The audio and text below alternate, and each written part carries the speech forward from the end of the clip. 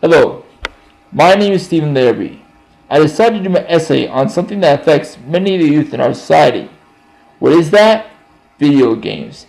It is a powerful medium in our society and helps us connect with each other, even more so because of the advancement in technology. But does this take a toll on the youth? Maybe. That's why I entitled my paper, The Effects of Video Games on 21st Century North American Youth.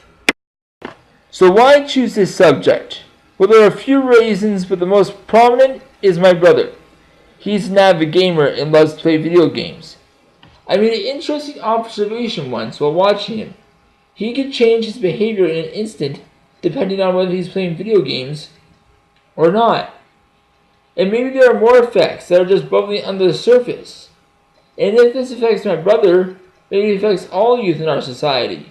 The only question is, are these effects good for our youth, or are they bad for our youth? As I progressed in my research, I noticed a few strengths that I had to help me out. First was the abundance of material on both sides. There was a lot of material at my disposal. The second was my real-life experiences with gaming.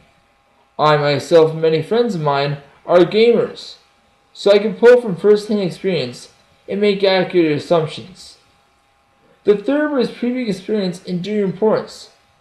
I have written and read many reports at the college level during my college career, and those experiences helped me out when doing this paper. Unfortunately, with strengths we have weaknesses, and I have my fair share. The first is the outline. The outline was difficult for me because I don't usually do outlines.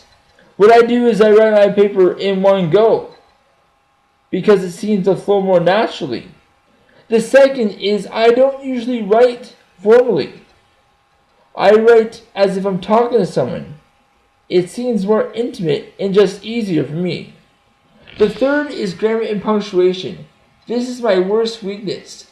I know the basics of it, but nothing beyond that. So, what are the results of my research? Well, first off, this is a highly debated topic, with both sides having credible arguments. It's almost like there's a battle for our youth going on. The second is the teen brain.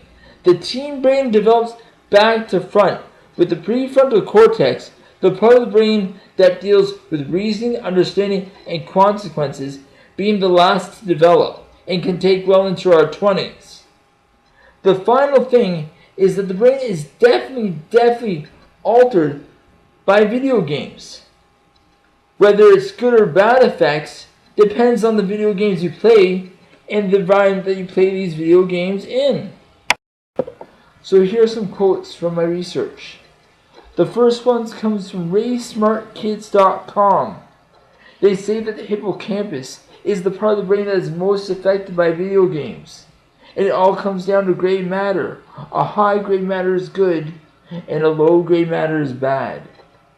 So spatial games like Mario will increase the gray matter. Bring it up, this is good. And games that use GPS, such as Call of Duty, will reduce your gray matter, which is bad. The next quote is from charitynerds.org, and it says this: "You don't have to be in the same room or even the same city to be social thanks for technology today. So we can connect people across the world thanks to tech produced by video games." The next one is a more negative quote. It's from the University of Montreal. It suggests that mental health is affected, leading to depression and schizophrenia connected to gray matter development. They're basically blaming video games for schizophrenia and depression. Now for the conclusion. First off, the teenage brain is an enigma. For everything we know about it, there's still so much more we don't know about it. Secondly, video games definitely affect the brain. They affect the brain during development. Whether it's good or bad depends on the games you play. Finally, findings are most times inconclusive and are open to interpretation. However, usually those who claim inconclusive evidence are those who reject the good effects that video games have on our youth. That's it for me. Thanks for listening. I'm Steve Larrabee, and I approve this message. Oh, something interesting that has happened since this paper was written is that I recently got the new game of Assassin's Creed called Origins. And now, instead of having a GPS, they actually have a compass that you use, and you're encouraged to explore your environment. So instead of decreasing your gray matter, now Assassin's Creed is increasing your gray matter. Interesting.